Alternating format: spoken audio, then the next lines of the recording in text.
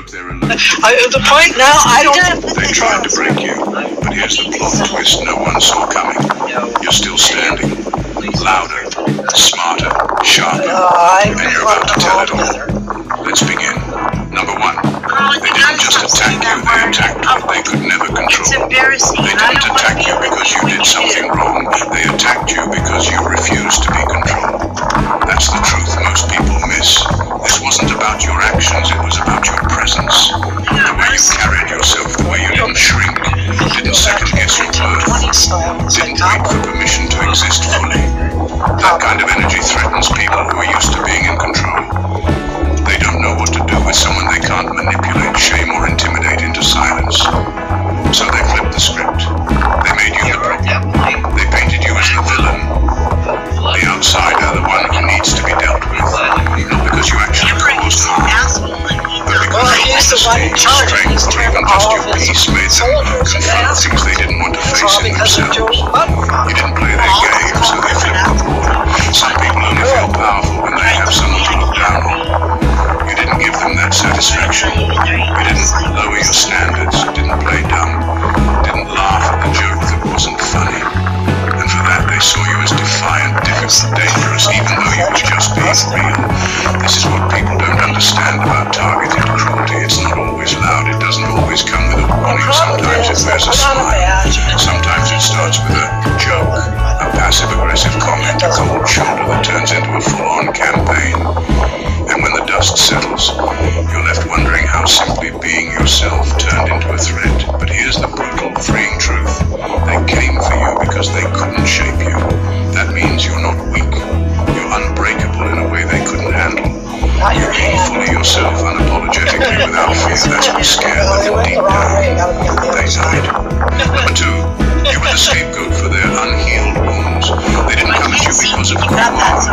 They came at you because of what's unresolved in them. You became the outlet for pain they've never dealt with. The truth is, hurt people don't always heal.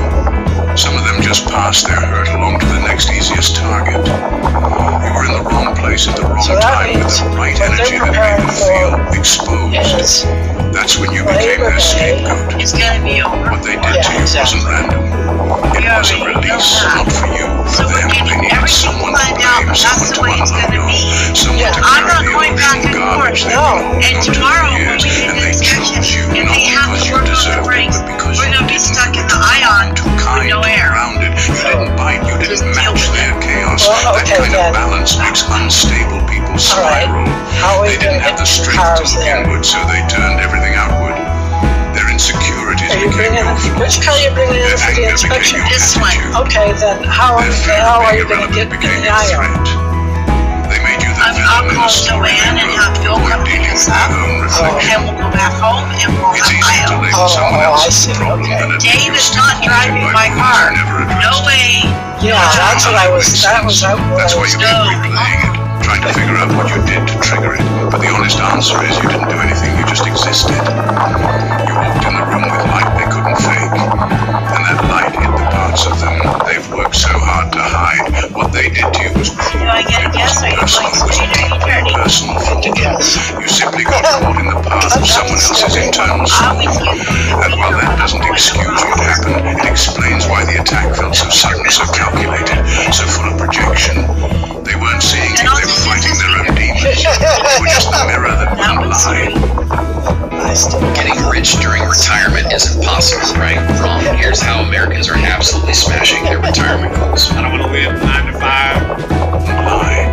Number three, innocence exposes corruption. Innocence doesn't protect you. Sometimes it paints a bigger target on your back.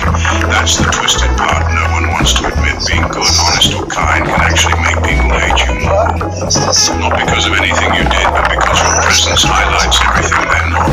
Your innocence, your lack of hidden agendas, your unwillingness to play dirty. It exposes them. And people hate being exposed. When you walk into a space and your energy is clean, it unsettles people who are used to operating in mess. It's not that you're judging them, it's that your existence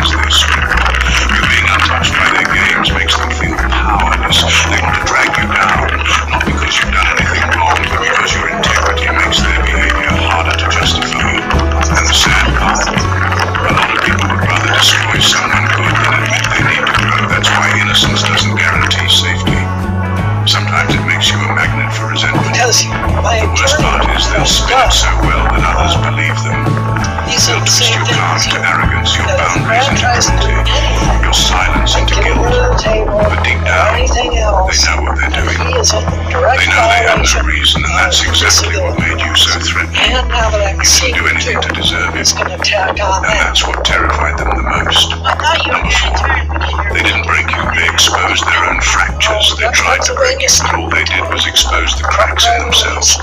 Every cruel word, every passive-aggressive move, every attempt to isolate you, it wasn't a reflection of your character, it was a spotlight on theirs.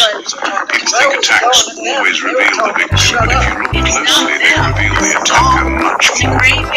Their behavior under pressure in conflict or when they feel insecure tells you everything about their emotional capacity, and for them, the ceiling was low. They needed you to fall apart so they could feel put together. That's the only way their egos could if you're survive. watching this video right When you now, didn't collapse, it's not by accident. when you didn't lose There is yourself a in their reason chaos.